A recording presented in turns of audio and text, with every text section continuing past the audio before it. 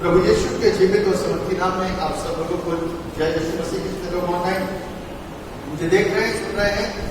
और जैसे मैंने अपने स्टेटस में भी डाल दिया था कि आज सवेरे 9:15 बजे आराधना होगी, वचन बांटा जाएगा।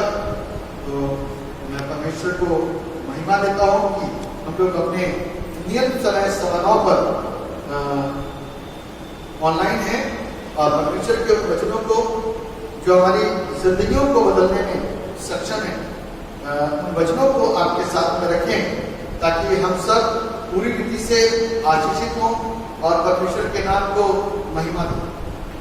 मेरा विश्वास है कि आप लोग परमेश्वर के वचनों को भली प्रकार से सुन रहे हैं और लगातार उसको समझ रहे हैं।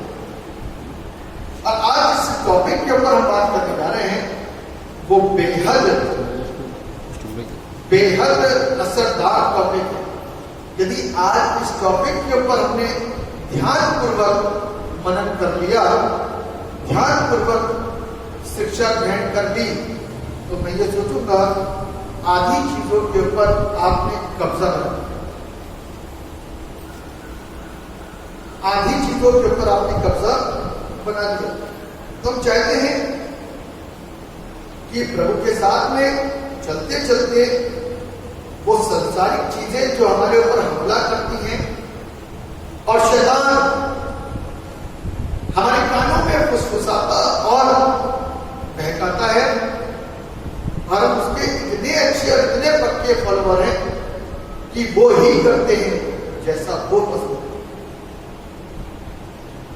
तो आज उस वचन को सीखने जा रहे हैं जो प्रभु पसंद करता है। उसमें मुख्य चीज क्या है और कैसे हम इसके ऊपर काबिज आ सकते हैं, कैसे इसके ऊपर हम नियंत्रित हो सकते हैं, कैसे अपने नियंत्रण को इसके ऊपर बना सकते हैं और कैसे अपनी जिंदगी को आनंद से भर सकते हैं। इससे पहले कि हम लोग परमेश्वर के वचन में आगे बढ़े, अपनी आंखों को बंद करेंगे और प्रार्थना में जाएंगे ताकि परमेश्वर वचन की शिक्षा से हमें शिक्षित हुआ। जीवित और समर्थी पिता परमेश्वर, राजाओं के राजा, प्रभु के प्रभु, सर्वशक्तिमान पिता, आपके नाम की स्तुति और आपकी तारीफ और आपकी प्रशंसा।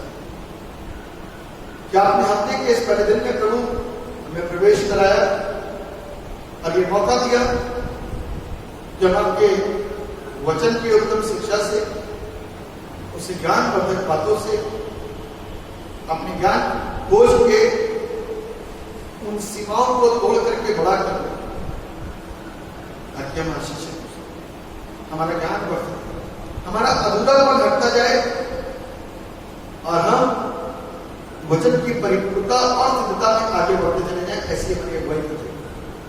जितने लोग ऑनलाइन सुन रहे हैं, किसी भी रीति से सुन रहे हैं, आप सबको प्रभु यीशु इतनी आशीष और इतनी बरकत दीजिए ताकि वो वचन के सुनते सुनते ही आशीषित हो सके। धन्यवाद करता, आप प्रार्थनाओं को सुन चुके हैं।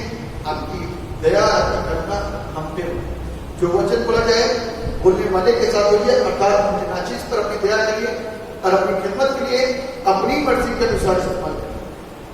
क्योंकि वचन जब दिया जाए तो ऐसा कि मानो परमेश्वर का वचन, ऐसा लिखा हुआ। और जब ये वचन दूसरों के जीवनों को उनकी लाइफ के अंदर हस्तक्षेप करता है तो वो वचन असरदार होता है। जब वो वचन किसी को चुभता है तो इसका मतलब कि वो असरदार है। चुभने का मतलब यदि कोई ऐसी शिक्षा दी जाएगी जो आपको पसंद नहीं आ रही है, क्योंकि आपको इसलिए नहीं पसंद आ रही क्योंकि कहीं ना कहीं वो चीजों को आप फॉलो नहीं कर पाए, इसलिए उन सारी चीजों को परमेश्वर के वचन के आईने में होकर के फॉलो करना सीखें।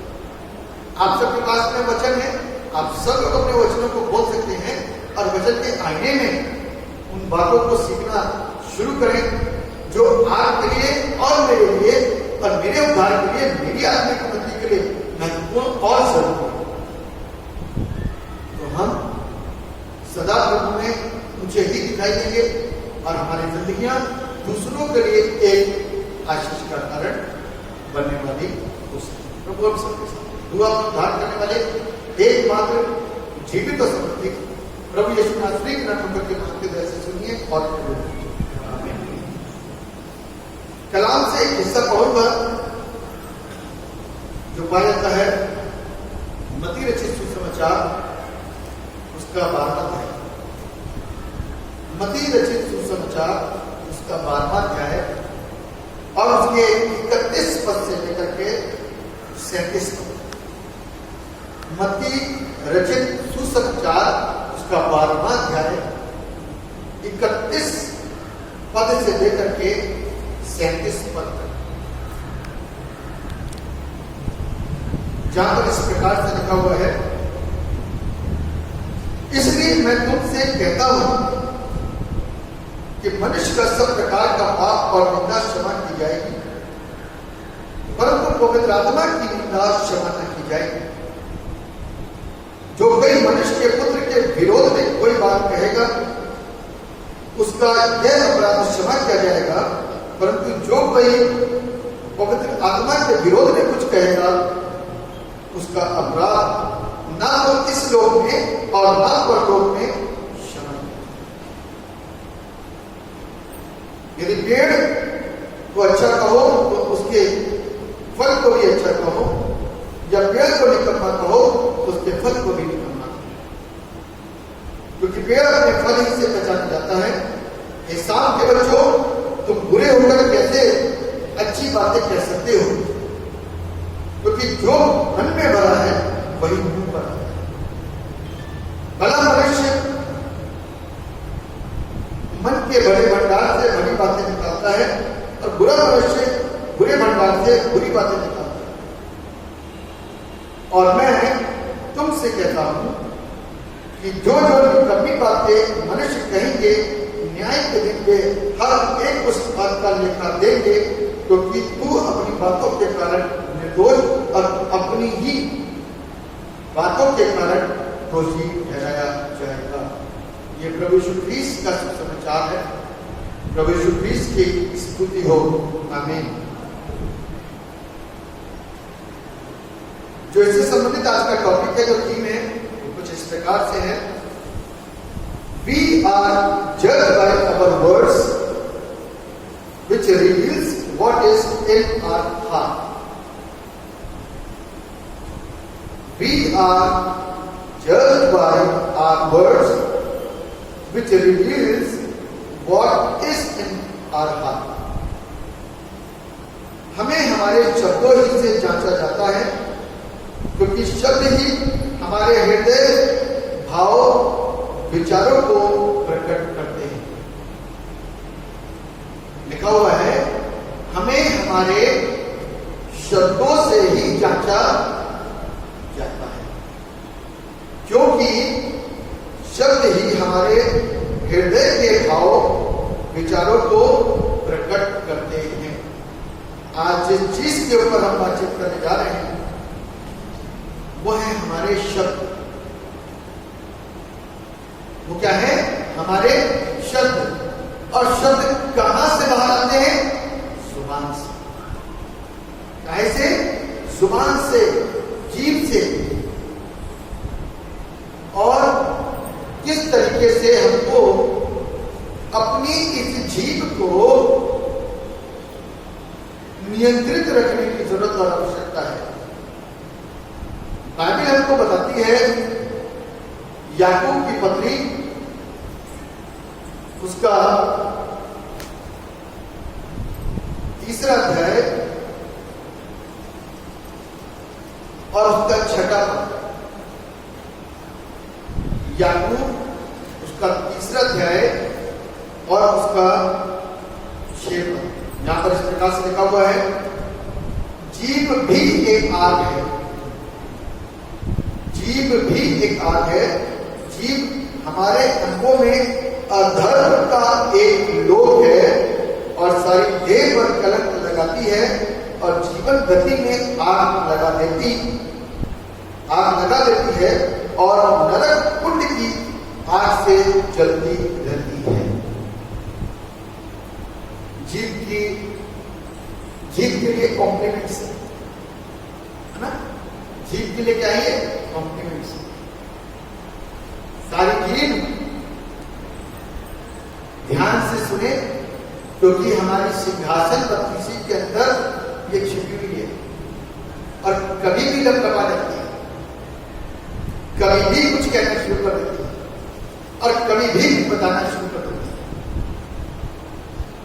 तो जीव के ऊपर हम कुछ सीखना चाहते हैं। कहता है ये एक आग है। आग का काम क्या होता है? जलाने। आग का काम क्या होता है? जलाने। एक चिंगारी पूरे वन में आग लगा देती है ना? एक चिंगारी पूरे वन में आग लगा देती है। एक जीव पूरे के पूरे जीवन को और कई सारे जीवन को आग से प्रदूषित कर सकते। तो जिसने इसके ऊपर कंट्रोल कर लिया उसने सारी चीजों के ऊपर, आधे से ज्यादा चीजों के ऊपर क्या कर दिया? कंट्रोल कर दिया। एक जीव, एक आग। क्या देखते हो, क्या सुनते हो, क्या समझते हो, क्या बोलते हो? तो इसलिए जीव को बताया गया है कि हमको और आपको अपनी जीव को क्या करना है? नियंत्रित लगाम नहीं। इसमें घोड़े के ऊपर लगाम कसी जाती है, क्यों? उसको रोकना है तो रुक जाएगा, साइड लेना है तो साइड चला जाएगा, दाएं तरफ लेना है तो दाएं तरफ चला जाएगा, बाएं तरफ लेना है तो बाएं तरफ चला जाएगा। सिर्फ सीधे खड़ा करना है तो खींच के खड़ा किया। लगाम हमारी जुबान के ऊपर कौन सा लगाम लगाएगा? एक तो इतनी सुरक्षा के दायरे में इसको रखा गया है कि हाथ से भी पकड़ी जाती है तो स्लिप कर जाती है, पकड़ नहीं सकती, वो अपने आप को पीछे खींचेगी। आप कहां तक पकड़ने की कोशिश करें? इसलिए जुबान को कंट्रोल करने के लिए हमको और आपको एक चीज को फॉलो करना है, that is word of God. परमेश्वर का वचन जो पढ़ेगा वो अपनी जुबान को कंट्रोल करेगा। वरना बहुत सारे लोग बहुत बात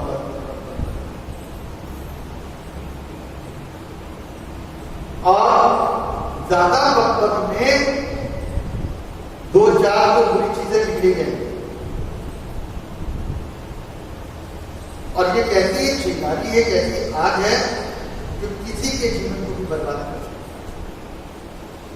इसीलिए कम बोलो, सोचिए। हम लोग के लिए बोल कह रहे हैं तुमको कुछ नहीं आता तो बोलते हैं चुप रहते हैं, जिनको बहुत बुरा आता तो वो बोलने से छुपता नहीं होता रहता है। तो हमको और आपको परमेश्वर के वचन को सीखना है, क्योंकि हमारे जीवन का जो न्याय है ना इसी पर आधारित। हमारे जीवन का जो न्याय है इसी पर आधारित। नर्क और स्वर्ग इसी पर आधारित। आपने क्या बोला और आपने क्या किया। जो हम बोलते हैं ना, बोलने से पहले हमको सोचना है और बोलना है कि हम बोलने का है। निकालिए मेरे साथ, लिखा हुआ है 35वें पद के अंदर, 34वें पद के अंदर, मत्ती रचित सुसमाचार 12वां अध्याय और उसका 34वां पद कहता है, हे साथ के बच्चों, तुम बुरे होकर कैसे अच्छी बातें कह सकते हो? बुरे होकर कैसे अच्छी बातें कह सकते हो? जो कुछ हमारे मुंह से बाहर आएगा ना उससे प्रकट हो जाएगा कि यहाँ क्या हमारे हृदय में सारा उजागर। कोई लोग कहते हैं हमने छिपा कर रखा था, हाथ निकाली भास छिपा कर। जो हमारे अंदर है ना वो बाहर, गाली अंदर है तो गाली बाहर है, प्रकार की भाषा नहीं, 3 प्रकार की भाषा निकलेगी। मेल मिलाप करने जैसी भावना रखिएगा तो अच्छी बातें निकलेंगी। शांति बनाने वाली बातें हैं तो शांति निकलेगी, लड़ाई लगाने वाली बातें हैं तो लड़ाई ही निकलेगी। जो भरा हुआ होगा, तो अब ये सोचना है कि इस डब्बे के अंदर आपने और हमने भरा है।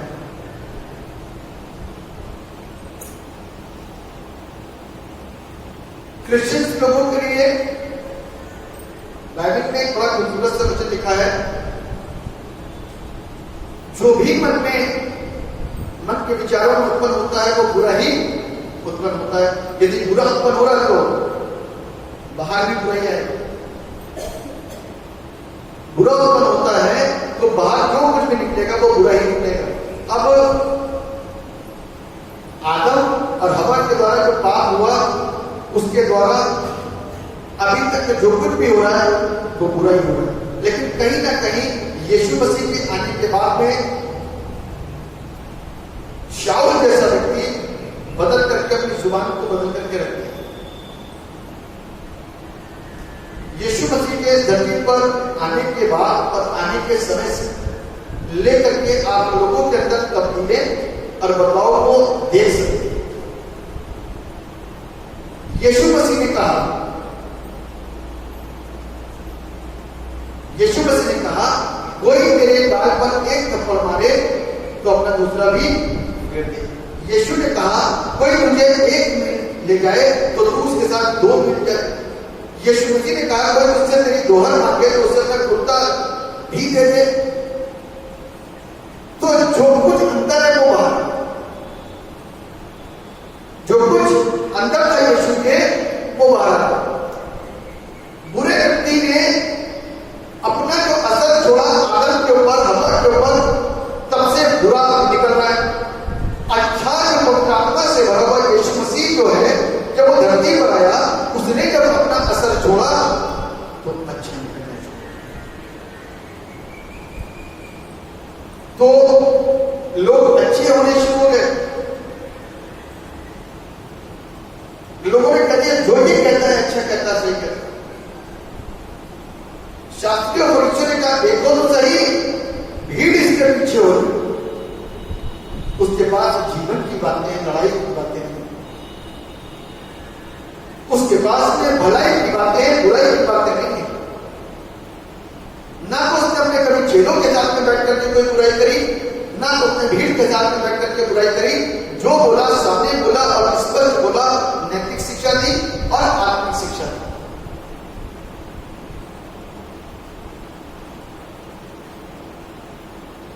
आत्मिक शिक्षा के अंदर जब पवित्र आत्मा का काम शुरू हो जाता है तो वो सारी शिक्षाओं से बिल्कुल विमुख और अलग होता है।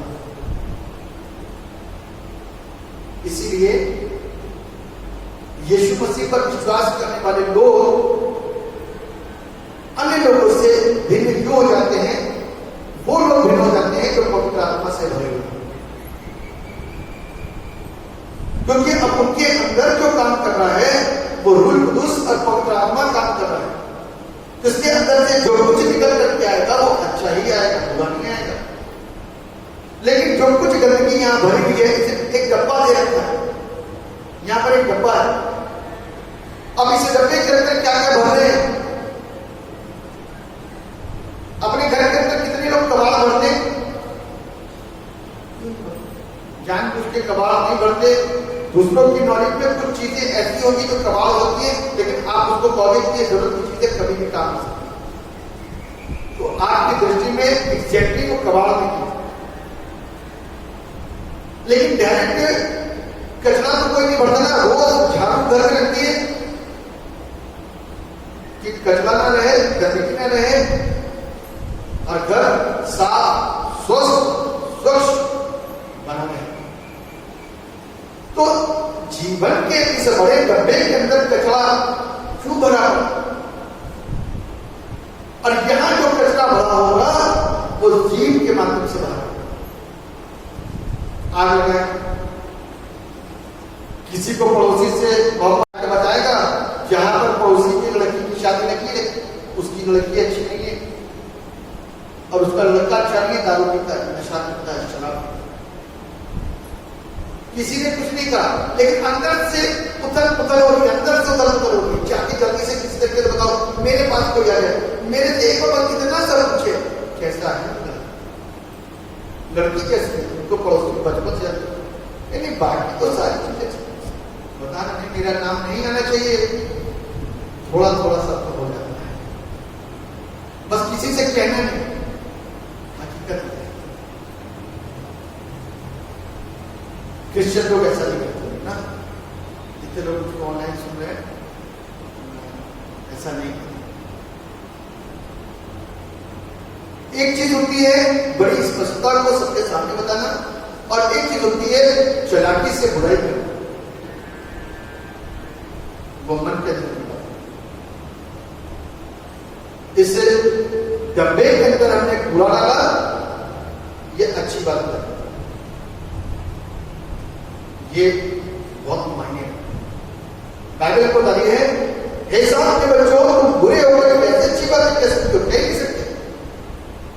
बच्चे किसके हो? सांप के बच्चे। शैतान ने किसका इस्तेमाल करा? सांप का इस्तेमाल करा।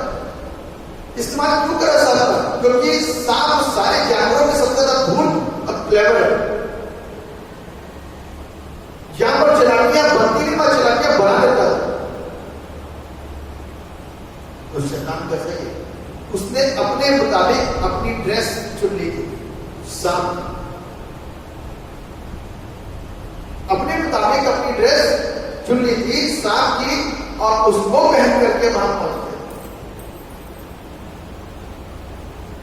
जब आप कोई रोल को प्ले करोगे, कोई प्ले होता है, ड्रामा होता है, आपको एरिया का रोल दिया जाए, खड़ा किया जाए, बोलो भैया, तो आप बोलना शुरू करोगे। लेकिन जिस समय गेटअप दे दिया जाएगा पूरा एरिया का, तो आप तो अपने आप को एरिया से कम समझोगे। तो वो गेटअप आते ही आपके तरफ फ्लो ऐसा है ना, फ्लो ऐसा है, क्या चीज इस गेटअप के अंदर कुछ तो था ना। तो जो सबसे धूर्त था सांप, उसके गेटअप के अंदर कुछ ऐसी चीजें हैं, शैतान ने तुरंत उसका इस्तेमाल करा और वैसे ही बन करके पहुंच गया और बहकाने का काम करा और बहका करके चले गए। और तब से लेकर के आज तक हम बहके रहे। एक को बहकाया था, उसने सारी दुनिया को बहकाया। और इसीलिए जो कुछ भी पैदा हो रहा है वो बुरा पैदा हो रहा है। हे सांप के बच्चों, तुम बुरे होकर कैसे अच्छी बातें कह सकते हो? क्योंकि जो मन में भरा है वही मुंह पर आता है। भला मनुष्य मन के भले भंडार से भली बातें निकालता है, बुरा मनुष्य बुरे भंडार से बुरी बातें निकालता है। भंडार में क्या क्या है, हृदय के अंदर क्या क्या छिपा हुआ है, हमारे हृदय के अंदर क्या क्या छिपा हुआ है, वे बताता राज। जो राज आपके पास में है, मैं बताऊंगा क्या क्या बता सकते हो। आपको कहीं से कोई ऐसी किसी ने स्कीम बता दी जिससे आपके घर के अंदर आमदनी में बढ़ोतरी शुरू हुई, तो वो स्कीम जिंदगी में किसी भी दूसरे व्यक्ति को बताओ।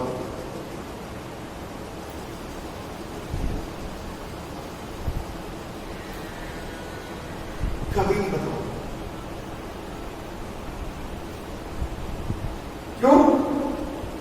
क्योंकि मन के अंदर जो कुछ भी भरा है, चाहे वो नफरत हो, चाहे वो ये सोच हो, यदि मैंने बता दिया तो मेरा पत्ता भी साफ हो सकता है, तरह तरह की बात नहीं माननी, तो नहीं बताओ। तो बाइबल हमको इस बात बता रही है कि अपने भले और बुरे भंडार में से जो कुछ निकालोगे, बुरे भंडार से निकालोगे तो बुरा निकलेगा, भले भंडार से निकालोगे तो भला ये निकलेगा। तो इसलिए हमको और आपको जानना चाहिए कि हमारे और आपके अंदर जुबान में कौन सी पावर, पावर ऑफ टंग, जोड़ने की पावर और तोड़ने की पावर, है ना? कौन कौन सी पावर? जोड़ने की पावर और तोड़ने की पावर।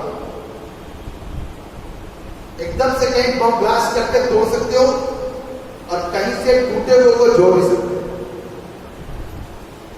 जोड़ने का काम कम और तोड़ने का काम ज्यादा होता है। ये इसके अंदर जुबान का है ना, ये जुबान का बड़ा खूबसूरत बनाया हमको।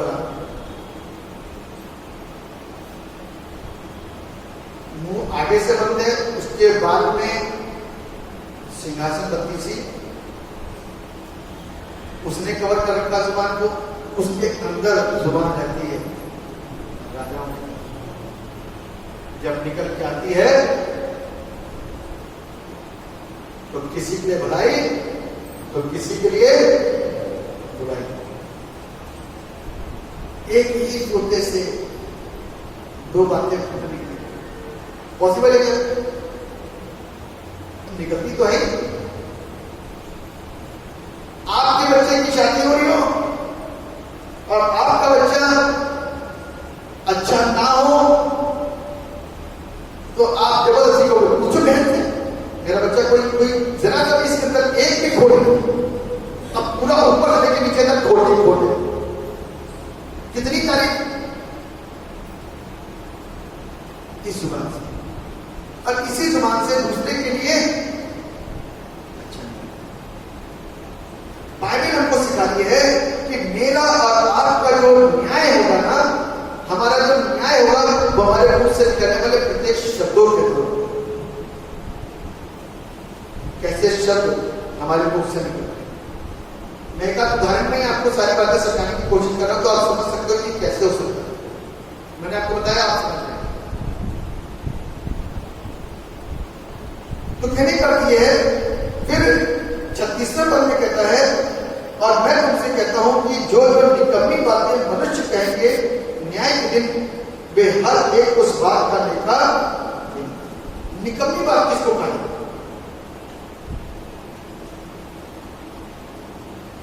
निकम्मी बात कौन सी होती है? मैंने तो समझ से बात, मैंने इसके ऊपर कुछ बातें लिखी। मैंने जब कहीं से सीखा तो मैं आपके सामने शेयर कि निकम्मी बात है। बड़ा निकम्मा ऐसे बोलते, कितनी निकम्मी बातें करते। तो निकम्मी बातें में मैंने 4-5 बातें लिखी हैं। सबसे पहला, निकम्मी में आलसी प्रवृत्ति। कैसी प्रवृत्ति?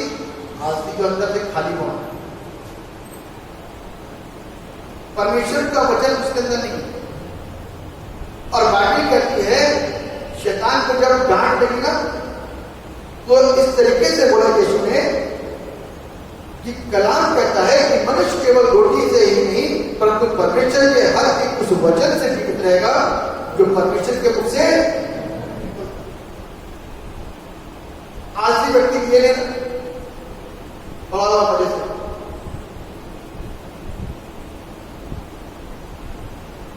जरूरत नहीं समझ रहा परमेश्वर के वचन की, किससे जीवन मिल रहा है, किससे जीवन नहीं मिल रहा। यहां पर जब चर्च में लोग आया करते थे या बीच में कभी कभी लोग आ जाते हैं, 2-2 साल, 3-3 साल, 4-4 साल लगातार चर्च में आकर के प्रार्थनाएं करवाते हैं, तो मेरा सवाल होता है कि बाइबल कितनी पढ़ते हो, प्रार्थना की? तो मैं ये अच्छा चीज नहीं बता रहा, मैं ये बता रहा हूं कि जो जीरो होते हैं, क्योंकि उनको बाइबल से मतलब नहीं और प्रार्थना से मतलब नहीं। मैंने इससे पूछा कि प्रार्थना करते हो? तो मैंने कहा हाँ जी प्रार्थना करते। कितनी देर करते? मैंने आधा घंटा प्रार्थना करते हैं। क्या करते प्रार्थना में? यीशु यीशु यीशु यीशु यीशु यीशु, आधे घंटे तक यीशु यीशु ही करते हैं। अब भैया यीशु मसीह कहता है मांगो तो तुम्हें दे जाएगा। तुमने यीशु यीशु का एक जाप सजप लिया, ना यीशु को मांगा ना यीशु से जरूरत को मांगा। तो इसलिए आधा घंटा बेकार और 3 साल से तुम आधा घंटा लगा रहे हो वो सब बेकार। तो कहने का अभिप्राय यह है कि लोग सीखना नहीं चाहते, आलसी है, एक ऐसी प्रवृत्ति जो निकम्मे के अंतर्गत आ रही है। अपने अंदर के आलसपन को दूर करें और हृदय को क्या करें, खाली करें, तो आलसीपन दूर है। और उस हृदय के अंदर जिसको खाली किया गया है उसके अंदर परमेश्वर के वचन को भरना शुरू। देखिए, चेहरे की रौनक भी बदल जाएगी, रंगत भी बदल जाएगी, सीरत भी बदल जाएगी, सुगंध भी बदल जाएगी और सब के सब आशीष पाएंगे। कई बार हम बेकार शब्दों का इस्तेमाल करते हैं ना, कई बार हम बेकार शब्दों का इस्तेमाल करते हैं। नालायक है, बेकार है, निखंडा है, तो जब आप उसके भविष्य तक पहुंचोगे ना तो बेचारा वो बेकार ही हो जाए, निखंडा ही हो जाए, नालायक ही हो जाए, क्योंकि बचपन से तो आप उसको कॉम्प्लीमेंट्स दे रहे हो, बचपन से तो आप उसको रोकी रहे हो, बचपन से आपने उसके दिमाग के अंदर, जहन के अंदर बोल बोल के ऐसा बना दिया और वो बंदा क्या हो चुका है, बेकार हो चुका। यूजलेस वर्ड शैतान है, तो बड़ा होकर के शैतानी बनता, शैतानी का अंदर। Don't use useless words. गलत शब्दों का इस्तेमाल अपने मुंह से मत करिए। निकाल क्या जाओ गलत शब्द निकाल, उस सामने वाले के यहां पे ठीक रह जाए, चाहे आप लड़के के बोल रहे हो चाहे आप लड़की के बोल रहे हो। बोलने से पहले सोचो, तब बोलो और उनको शिक्षित करो, बताओ कि आपको ऐसा नहीं करना, ऐसा नहीं। तो बच्चे शिक्षित हो सकते हैं यूजलेस वर्ड बोलने से। मेरे और आपके पास में समस्या। एक निकम्मे शब्द के लिए एक और उसका सब्स्टिट्यूट है, वो है बांझ। बांझ का मतलब ये कि बिल्कुल ईश्वर से इतने कोस दूर की वापस आना भी पसंद करो। बहन है बांझ, परमेश्वर का वचन उनके पास नहीं। क्रिश्चियंस हो गए, देखो पेरेंट्स को कभी भी इसका परवाह नहीं है। बच्चे इतने से इतने हो गए, बपतिस्मा कराया था ना, मेन चर्चिस के अंदर छोटे बच्चे बपतिस्मा होता है, बपतिस्मा तो सारा स्वीकार किया जाता है, लेकिन माँ बाप बड़े उत्सुकता के साथ आते हैं। 6 महीने साल भर के अंदर बच्चों के लिए आज बपतिस्मा है, उसी दिन खाना बनेगा, उस दिन धर्म माता पिता सारे आ जाते हैं, लेकिन बच्चे को जिंदगी भर वो बड़ा हो गया, उसको बाइबल खोलनी नहीं। जिसको खोलनी नहीं आई तो उसे पढ़ना कहां से आएगा?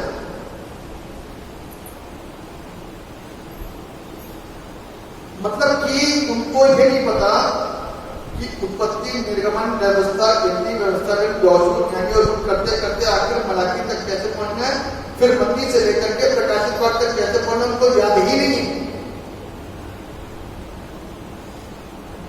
दे फ्रॉम क्रिश्चियन फैमिलीज, बैरन है, बिल्कुल बांझ पड़े हुए,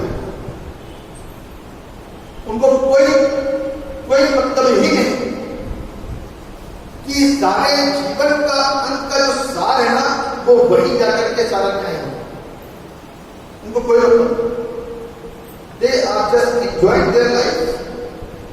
मोबाइल अपने बच्चों को पकड़ाओ, गाड़ियां पकड़ाओ, सारी चीजों को पकड़ाओ, इससे कोई मतलब नहीं कि उसको बाइबल कितनी आती है या नहीं,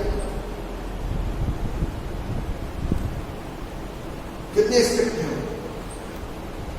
मेरे बच्चे ने एक बार रोया, हमने उसको बंद कर दिया, मोबाइल दे दिया।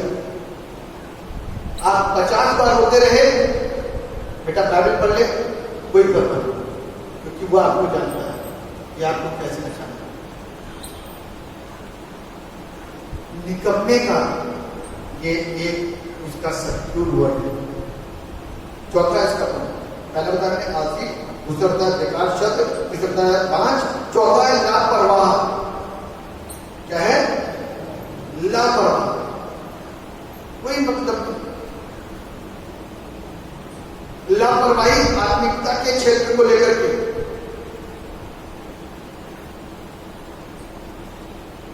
मैं इस चीज को नोटिस करता हूं कि बहुत सारे फैमिलीज, क्रिश्चियन फैमिलीज बड़े फेमिलियर से सॉन्ग, यदि आप उनसे सोलो गाना गवाओ तो ढंग से बहुत सारे लोग नहीं गा पाएंगे।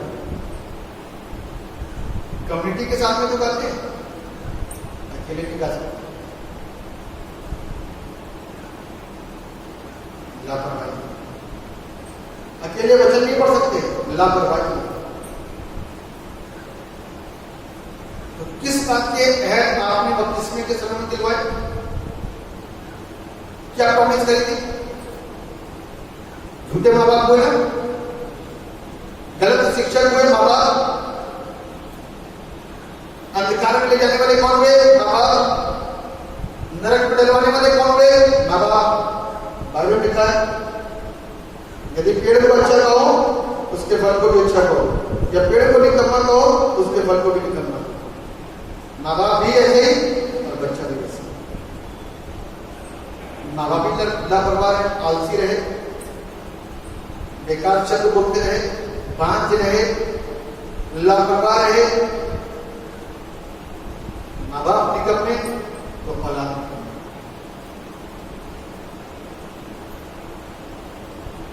बड़ा स्पष्ट सी बात है। पांचवी बात, धीमा, बहुत धीमे गति से प्रभु में आए, बड़ा स्लो स्लो। जो चीज पढ़नी चाहिए थी 5 साल की उम्र में, वो पढ़ रहे हैं 50 साल की उम्र में। पादिर साहब जब से आप आए तब से बस दिमाग के अंदर सारी बातें आ गई, दिमाग की बत्ती जल गई और अब पढ़ना शुरू कर। बहुत स्लो। जो सवाल लोगों के होने चाहिए आज से 20 साल 30 साल पहले के, वो सवाल कर रहे हैं आज की, आज पढ़ना शुरू कर। एक टीचर एक क्लास में पढ़ा रहा है, बच्चा मस्ती मार रहा है। बच्चे जो अच्छे बच्चे, होशियार बच्चे, वो सवाल कर रहे हैं, पीछे के बच्चे मस्ती मार रहे हैं। अब 10 दिन के बाद जब उनको होश आता है, या एग्जाम के समय जब उनको होश आता है, तब उनकी बत्ती लगती है कि इसका क्या हुआ। तो टीचर क्या कहते हैं? पढ़ा चुका। हम अपने समय से बहुत धीमे हैं, अपने समय से आत्मिकता के क्षेत्र में कहें तो बहुत धीमे हैं मेरे प्रियो। इसीलिए यहाँ पे लिखा है, और मैं तुमसे कहता हूं कि जो जो निकम्मी बातें मनुष्य कहेंगे, निकम्मी बातें जो कहेंगे, न्याय के दिन वे हर एक उस बात का लेखा देंगे। क्या निकाल लो निकम्मी बातों में से? न्याय के दिन उस सारी चीजों का लेखा देना। न्याय होगा, कोई जो कहता न्याय नहीं होगा तो बाइबल पढ़ना शुरू कर दो। न्याय होगा और 200% जितने भी परसेंट कहोगे, 100% होगा। न्याय होना है मेरे और आपके शब्दों का, मेरे और आपके कर्मों का।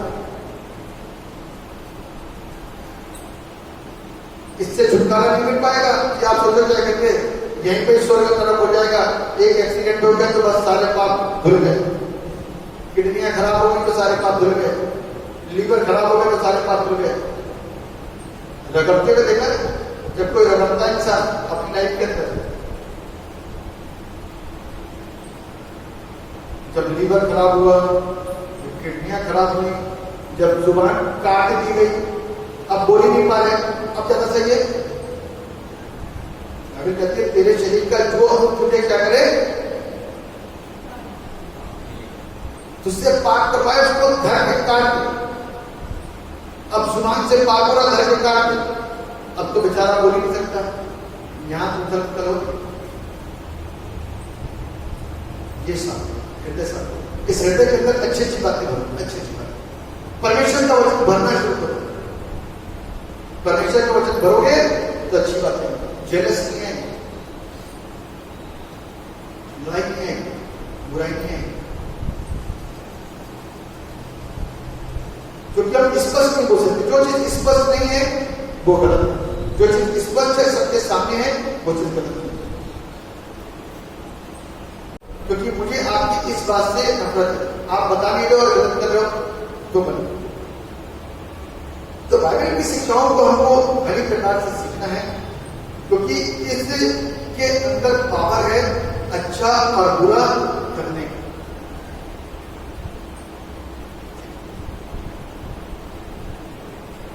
इसीलिए ये इंसान जिसके अंदर जुबान है जो बहुत बोलती है, ये व्यक्ति अपने बनाने वाले के पास में, इसके पास में बनाने वाले के पास में, जिसने इसको बनाया, प्रभु मेरी जुबान के ऊपर लगाम लगवा दे।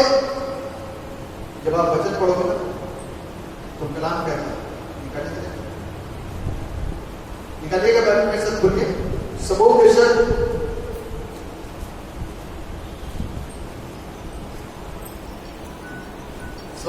की पुस्तक उसका 5वां अध्याय,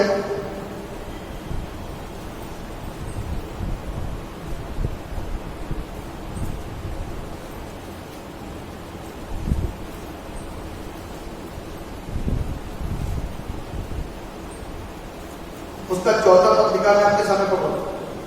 जब तुम परमेश्वर के लिए मन्नत मांगे तब उससे पूरा करने में विलंब ना करना, क्योंकि वो मूर्खों से प्रसन्न नहीं होता। जो मन्नत उन्हें मांगी हो उससे पूरी करना। मन्नत मांगकर पूरी ना करने से मन्नत का ना मानना अच्छा ही होगा। कोई वचन कहकर अपने आप को पाप में ना फंसाना और ना ईश्वर के दूत के सामने कहना कि यह भूल से हुआ, क्योंकि भूल से हुआ परमेश्वर क्यों तेरा बोल सुनकर अप्रसन्न हो और तेरे हाथों के कार्यों को नष्ट करे। भैया अब ये ना कहना कि प्रभु जब को पास करा दो तो चर्च के अंदर 10,000 रुपए का दान देंगे। बोलने से पहले 10 बार सोचो। बाइबल कहती है तुम मनुष्य तुम्हारे शब्द थोड़े हो, तुम्हारे शब्द कैसे हो? थोड़े से हो। और हम थोड़े शब्दों के अंदर बात करें, अपने बनाने वाले के पास आए और उससे कहें कि प्रभु मेरी इस जुबान को क्या कर दे, शुद्ध कर दे अपने वचन से। और जब वो एक कलाम तुमको सिखा रहा है तो इसको सुनो और इसको सीखो और इसको कंट्रोल करो। अपनी जुबान को नियंत्रित करो, इस जुबान के द्वारा पाप ना हो। पाप कचरा यहां भरा हुआ है, शैतान खुश कैसे होगा? कोई बताइए मेरे को, कचरा यहां पे भरा हुआ है, शैतान किससे खुश होगा? छोटा सा उदाहरण, एक कचरे का डब्बा है, आपके घर में कचरे का डब्बा रखा है। पड़ोसी को इससे प्रॉब्लम कब होगी? जब आप उस कचरे में से थोड़ा सा कचरा पड़ोसी के घर के सामने रखोगे। थोड़ा सा कचरा पड़ोसी के घर के सामने डालोगे तो पड़ोसी को प्रॉब्लम होगी। यानी कि कुछ ऐसे शब्द निकालोगे, शैतान तो खुश होगा लेकिन लोगों को दुख पहुंचेगा। शैतान तो खुश होगा, वो तो चाहता है कचरा फैले, बुरी बातें फैले। तो शैतान खुश होगा लेकिन परमेश्वर को और लोगों को दुख पहुंचेगा। उसके कचरे के डब्बे को एक जगह रख करके इस जुबान पर डाल देना और लड़ते रहो। जुबान को बाहर आने ना दो, कंट्रोल रखो। बोलो नहीं, कम बोलो। जहां पर बोलने की जरूरत पड़े वहां बोलो, और जहां पर बोलने की आवश्यकता नहीं है, जरूरत नहीं है, वहां मत बोलो। जबरदस्ती में भी ना बोलो। कमरे में सुनने तो आदमी का निकल दे क्या होगा? यदि आपकी जरूरत और आवश्यकता पड़े तब बोलो, वरना मत बोलो। शैतान परेशान करेगा। पता लगा आपकी कौन सी बात गड़बड़ो, पता लगा दो लोग लड़ रहे हैं आपस के अंदर, आप चुप रहो, बोलो कुछ। और यदि इनमें कुछ नहीं हो रहा, जब प्रभु आपको कह रहे हैं कि जाओ जाकर के साथ से कुछ बात करो, तो दोनों का पक्ष ना करके सच्चाई की बात को रखो। भलाई की बात को निकालो अपने भले भंडार से, तो अच्छी बात जब निकालोगे तो उनकी लड़ाई ना हो जाए। वरना तो चाहो तो आप क्या करके आगे बढ़ो, फिर तुमको गाली देगा, तुमको ऐसा ऐसा बोलो ये बंदा घर से निंदा लगेगा। तो इस जुबान से पूरे जंगल के अंदर आकर इसको कंट्रोल करने की। और तीसरी बात, पहली बात तो इसके अंदर वो सारी चीजें खूबियां हैं, दो प्रकार की चीजें, ये तोड़ भी सकती है, ये जोड़ भी सकती है। दूसरी बात आपको पता चल गया कि तोड़ और जोड़ने वाला काम करती है, तो अपने बनाने वाले पास ले जाओ कि बनाने वाला आपको पूरी रीति से अपने वचन की शिक्षा से शिक्षित करे। और तीसरी बात यह है कि निरंतर अपनी सहायता और अपनी विल पावर के उस परमेश्वर से, विल पावर नहीं हमारे पास, विल पावर के द्वारा हम अपने आप को नियंत्रित करें। उसके द्वारा क्या करें, अब बोलने की इच्छा करिए, बोलने की इच्छा करिए, रोक लो ना, बोलो, विल पावर का इस्तेमाल करो। विल पावर का इस्तेमाल लोग मरना चाहते हैं, दिमाग में कई बार सोचते हैं कि मैं मर जाऊं, मर जाऊं, अच्छा मरता नहीं कोई, बहुत रेयर लोग विल पावर का इस्तेमाल करते हैं। जहर खाओ कि ना, विल पावर का इस्तेमाल, मरना कोई पसंद नहीं करता। बाकी सारी चीजों के ऊपर विल पावर का इस्तेमाल कम होता है और मौत के ऊपर ज्यादा होता है। इसीलिए मरने से बचने के लिए लोग डॉक्टरों के पास में, ऊपरी थकाव हो रहा है तो चर्चेस में, थोड़े टोटके हो गए तो प्रभु से प्रार्थना कराने के लिए चर्चेस में, मरने से बचे,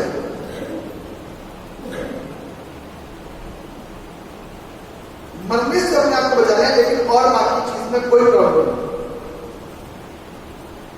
तो हमको चीजों को सीखने की जरूरत है।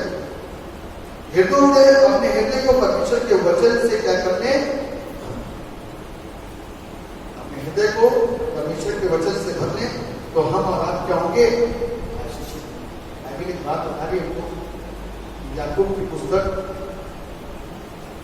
उसका 3 अध्याय और उसके दूसरे पद में लिखा है, इसलिए कि हम सब बहुत बार चूक जाते हैं, जो कोई वचन में नहीं चूकता वही सिद्ध मनुष्य है और सारी देह पर भी लगाम लगा सकता है। जब हम अपने वर्ष भी करने के लिए घोड़ों के मुंह में लगाम लगाते हैं, तो हम उनकी सारी देह को भी घुमा सकते हैं। ठीक है, घोड़ों को वर्ष में करने के लिए लगाम लगाते हैं और उसकी सारी देह को भी घुमा सकते हैं। तो इसलिए अपने आप को कि हमसे चूक ना हो, तो विल पावर की लगाम लगाएं और परमेश्वर के वचन की लगाम लगाएं, ताकि हम अपनी पूरी देह को नियंत्रित, तब तो जीभ से होने वाला पाप बंद हो जाए। बुरा उत्पन्न होता ना, होते होते सलते खत्म हो जाए।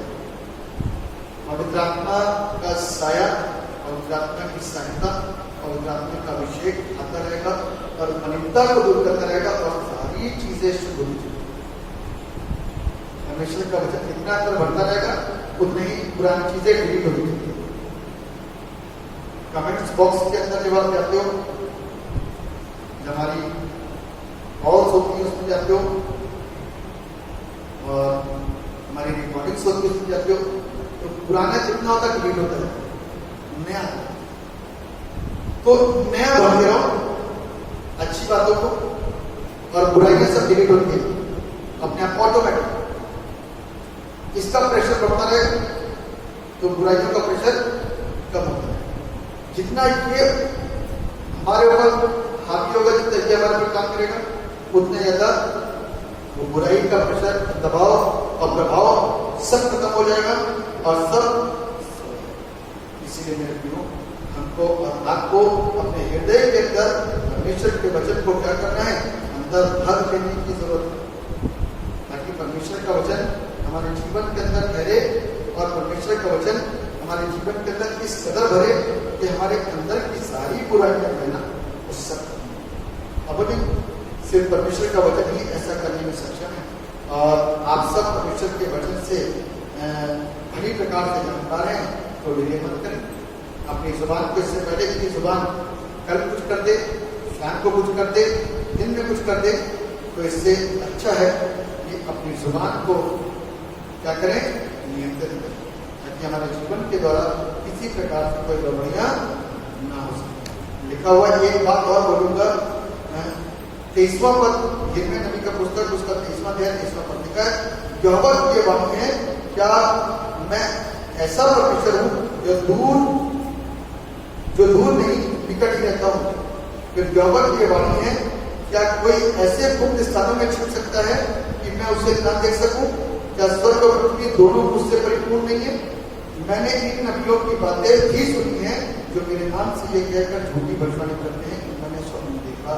स्वप्न झूठी और अच्छी नबूवत भी होती है, परमेश्वर से बच नहीं सकती। यदि वो परमेश्वर की तरफ से है तो प्रकट होनी छूट जाएगी, और यदि वो हमारे अपने सोच के द्वारा, क्योंकि ऐसे नबी थे जो लोगों को दहकाने के लिए और अपने आप को ऊंचा दिखाने के लिए जबरदस्ती बातों को बोलते थे, कहते कि ऐसा है, ऐसा हो। स्वप्न को स्वप्न बताओ और नबूवत को नबूवत ही बताओ, उसको जोड़ो नहीं, उसको मिटाओ। दर्शन दर्शन होता है, इसलिए हमको आपको उचित ज्ञान देना है, उचित शिक्षा देनी है और उचित बोलना है, ताकि दूसरे लोगों को विश्वास में बढ़ने के बजाय ऐसा ना हो कि हम गिरा दें। उचित बातों का जब हम इस्तेमाल करेंगे तो प्रभु यीशु के नाम में आशीषों को हम पाएंगे। इसलिए अपनी जुबान के ऊपर आज से लगाम लगाएं। इस चीज की, परमेश्वर के वचन की, क्योंकि बाइबल कह रही है कि हृदय के अंदर वचन को भर दो और विल पावर की लगाम लगाओ।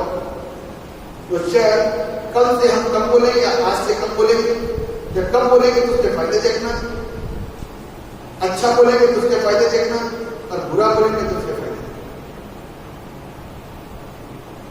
बुरा रिश्तों को दूर करता है, दूरियां उत्पन्न करता है, और अच्छे वचन सबको पास मिला हाथ जोड़ लेते हैं और प्रार्थना में सब एक साथ। इसलिए बुरी बातों को न बोले, अच्छी बातों को करने के लिए प्रयास करें, लगाम लगाएं, प्रार्थना करें, अच्छी बातों को अपने हृदय के अंदर, तो परमेश्वर आपको आशीष दुआ। प्रभु जी आपको धन्यवाद देते हैं, एक अच्छी सुंदर वचन के लिए जो आपने दिया, सिखाया, समझाया, इसके प्रभु आपने जितने लोगों ने सुना ऑनलाइन करके, हम सबको आशीष दीजिए। प्रभु यीशु से हम विशेष प्रार्थना करना चाहते हैं, जितने ऑनलाइन हमको लगातार देख रहे हैं, सुन रहे हैं और अपने प्रेयर रिक्वेस्ट दे रहे हैं, यदि आपके पास में आपके अजीज बैठे हुए हैं जिनके लिए आप चाहते हो कि प्रार्थना की जाए, तो मैं अभी और इसी वक्त उनके लिए प्रार्थना करूं। प्रभु यीशु हम आपसे दुआ करते हैं कि जिन लोग के नाम निरंतर प्रार्थना में कमेंट्स बॉक्स में आते हैं और वो रिक्वेस्ट जाते हैं, उनके लिए प्रार्थना करना, या उनकी मम्मी के प्रार्थना करना, या उनके बहन के प्रार्थना करना, या उनकी नौकरी के प्रार्थना करना, या किसी दुष्टात्मा की प्रार्थना करना, या कोई बीमार के प्रार्थना करना, यीशु नासरी आप अपने काम को उनके विश्वास के आधार पर उनके जीवन के, उनके परिवार के कर लीजिए, ताकि वो प्रभु यीशु के नाम के द्वारा उत्तम जीवन को प्राप्त करें, उचित जीवन को प्राप्त करें, सही जीवन को प्राप्त करें, सही बातों को ग्रहण करें और सत्य का साथ दें और सत्य का अनुसरण करें और सत्य के पीछे पीछे लगातार चलते रहें और लोगों को भी उसी तरीके से बचाने का प्रयास करें जैसे आज वो खुद बचते हैं। प्रभु दया करके आपके नाम में उन लोगों की बीमारियां, उनके कर्ज, उनकी समस्याएं, दुष्ट आत्माएं, टोटके, बंधन और ऐसे बीमारियां प्रभु यीशु आपके नाम की सामर्थ के द्वारा लोगों की देह से निकल करके बाहर निकले। और जो अपने आप को बड़े निराशाओं में महसूस कर रहे हैं, यीशु के जीवन के अंदर आशा आ सके। जो लोग अपने को कमजोर महसूस कर रहे हैं, यीशु उनकी बीमारियां, उनके बुखार, उनके कोरोना यीशु के नाम से खत्म हो सके। प्रभु वो जीवन की बातों को परमेश्वर के वचन के द्वारा सीखें और यीशु उनको स्वतंत्र करे और यीशु उनको चुने। धन्यवाद करता आपकी प्रार्थनाओं को सुना और सबके ऊपर रहम करा। आपका धन्यवाद। इस वचन पर अपनी करुणा को बनाइए।